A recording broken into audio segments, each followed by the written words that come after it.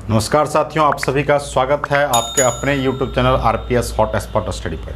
जैसा कि आप जानते हैं, बिहार लेटरल एंट्री यानी बिहार गवर्नमेंट की जो लेटरल एंट्री एग्जामिनेशन होती है यानी डिप्लोमा से डिग्री में, उसके लिए इंजीनियरिंग मैथमेटिक्स में क्या पढ़ना है। सबसे पहले बच्चों ये जानने की ज़रूरत है इतने सिलेबस में कम से कम पढ़ के रिजल्ट कैसे लाएंगे। तो आज देखेंगे इसमें। सबसे पहले आपका इंजीनियरिंग मैथमेटिक्स में 5 टॉपिक हैं। पहला आपका है सॉलिड ज्योमेट्री, दूसरा है आपका कैलकुलस, तीसरा है वेक्टर कैलकुलस, चौथा है मैट्रिक्स अलजेब्रा और पांचवा है फूरियर सीरीज। यही 5 टॉपिक हैं आपके बीच। इसी 5 टॉपिक को पढ़ना है और इंजीनियरिंग मैथमेटिक्स के बारे में आपको जानकारी ये चाहिए सर। सबसे पहले जानकारी, नंबर ऑफ क्वेश्चंस पूछे जाते हैं 50। नंबर ऑफ क्वेश्चंस की बात करोगे 50। एक क्वेश्चंस जो हैं 4 मार्क्स के हैं बेटा।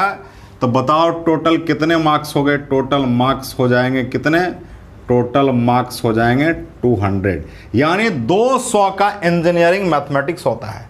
पहले सिलेबस को समझेंगे, क्या पढ़ना है क्या नहीं पढ़ना। उसके बाद जो है हम ये देखेंगे कि कौन सा बुक पढ़ें कि आसानी से एग्जाम को आप पास कर सकते हो। कौन सा बुक पढ़ें कि आसानी से आप क्या करोगे सर, पास कर सकते हो सर। सबसे पहला चीज़ कि इसमें सॉलिड ज्योमेट्री का नाम आता है। क्या चीज़ का नाम आता है? सॉलिड ज्योमेट्री का नाम आता है। सबसे पहले सॉलिड ज्योमेट्री की बात करेंगे। देखिए, सबसे पहले सॉलिड ज्योमेट्री की जब बात करते हो तो सॉलिड ज्योमेट्री जो है आपने डिप्लोमा में नहीं पढ़ा है, बिल्कुल नहीं पढ़ा है। जब नहीं पढ़ा है तो इसको मत पढ़िए, इसको पढ़ने की कोई ज़रूरत नहीं है। यदि आप इसमें टाइम वेस्ट करेंगे तो आपका रिजल्ट नहीं हो पाएगा।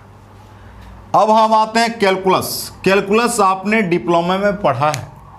कैलकुलस में 2-3 चीज़ें आप दिमाग में रखेंगे, आपका क्वेश्चन बन जाएगा। सबसे पहला चीज़, आप फंक्शन का कंसेप्ट रखो। पूरी फंक्शन आपको इंफॉर्मेशन चाहिए। उसके बाद लिमिट का पूरी कंसेप्ट रखो सर।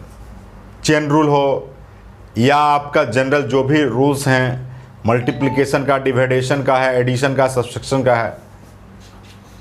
उसके बाद डीसी यानी डिफरेंशियल कोएफिशिएंट की बात जरूर करोगे। डीसी से सवाल बहुत सारे आते हैं।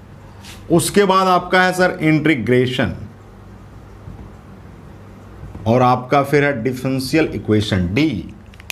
अगर इतने सारे टॉपिक को यदि आप कवर कर लेते हो, फंक्शन, लिमिट, डीसी, इंटीग्रेशन और डिफरेंशियल इक्वेशन, यानी कैलकुलस के यदि 5 टॉपिक यदि पढ़ लेते हो, तो मैं उम्मीद करता हूं कि आप यहां से लगभग 10 क्वेश्चन स्कोर कर लोगे। 10 क्वेश्चन यहां से आप स्कोर कर सकते हो। इसलिए मैं ऐसा कह रहा हूं क्योंकि ये जब आ जाएगा तो आपको इसका भी कंसेप्ट आपका आ जाएगा और इसका भी कंसेप्ट आपको आ जाएगा। ये दोनों जो है कैलकुलस से रिलेटेड चीज़ें।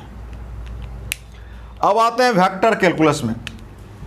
ये बेसिक रूप से वेक्टर का कंसेप्ट और कैलकुलस के कंसेप्ट का कॉम्बो है। कुछ वेक्टर के कंसेप्ट भी पढ़ना है, जैसे डॉट क्रॉस प्रोडक्ट से रिलेशन चाहिए, वेक्टर का पूरा आइडियोलॉजी चाहिए, वेक्टर को किस टाइप से डिवाइड किए हैं, वेक्टर का कैलकुलस के साथ क्या एप्लीकेशन है, ये पर ज़्यादा फोकस करेंगे। अब आते हैं sir matrix algebra. Matrix algebra अपने आप में एक इतना अच्छा इंपॉर्टेंट टॉपिक है जिसकी कहने की बात नहीं है। सबसे पहले जब बात करोगे तो इसमें 2 चैप्टर का कॉम्बो है। एक आपका मैट्रिक्स है, दूसरा क्या है सर, डिटर्मिनेंट। 2 चैप्टर का कॉम्बो है, मैट्रिक्स और डिटर्मिनेंट का कॉम्बो है।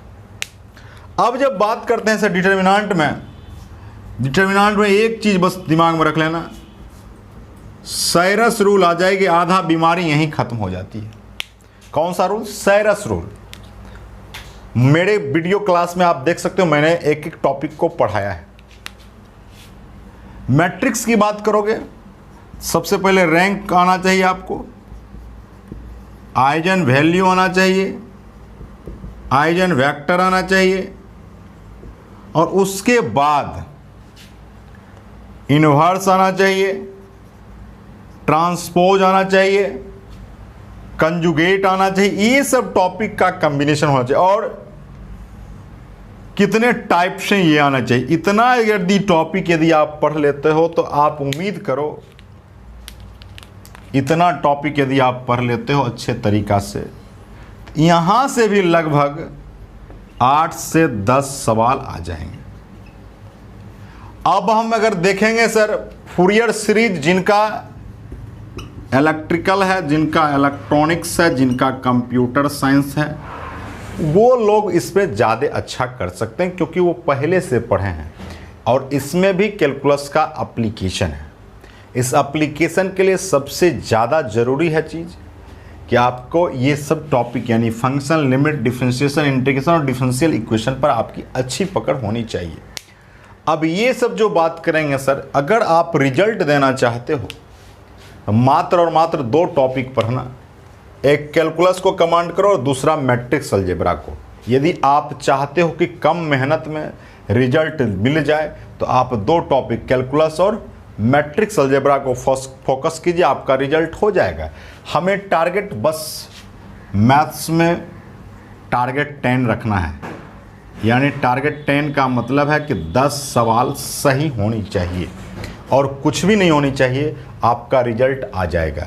मैं ऐसा इसलिए कह रहा हूं क्योंकि जो एक रैंक भी जिनका आया है पिछले साल, उस बच्चे का भी 135 मार्क्स है। इसका मतलब आइडिया ले लो कि कितना क्वेश्चन सही हुए हैं।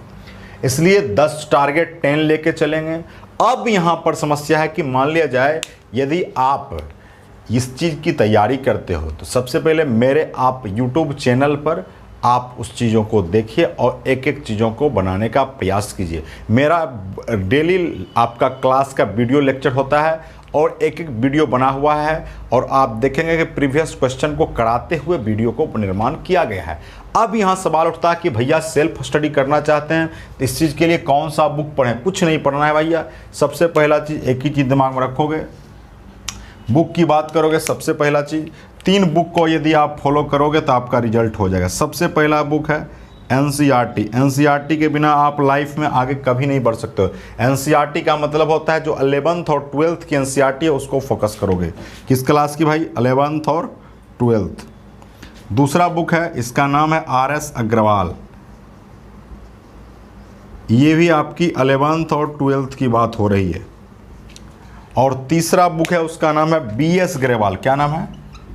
BS ग्रेवाल। ये आपका आता है बीटेक के लिए मैथ। किसके लिए आता है? बीटेक के लिए मैथ्स आता है, जो कि ये आपका BS ग्रेवाल आप सब बीटेक में जाओगे तो पर भी पढ़ने की आवश्यकता होगी। अगर इस तीनों बुक का आगे यदि आप कॉम्बिनेशन कर लेते हो तो आप आसानी से एग्ज़ाम को अच्छे तरीक़ा से क्रैक कर सकते हो। दूसरी बात, यदि आप चाहते हो कि बुक मान लिया जाए पढ़ें उसके बाद भी दिक्कत आती है तो आप हमारे वीडियो क्लास में ज्वाइन कीजिए और आप एक बार RPS hot spot study channel को सब्सक्राइब कर लो और कमेंट करके ज़रूर बताइए कि आपको कितना बेनिफिट यहाँ से मिल रहा है। बहुत बहुत धन्यवाद।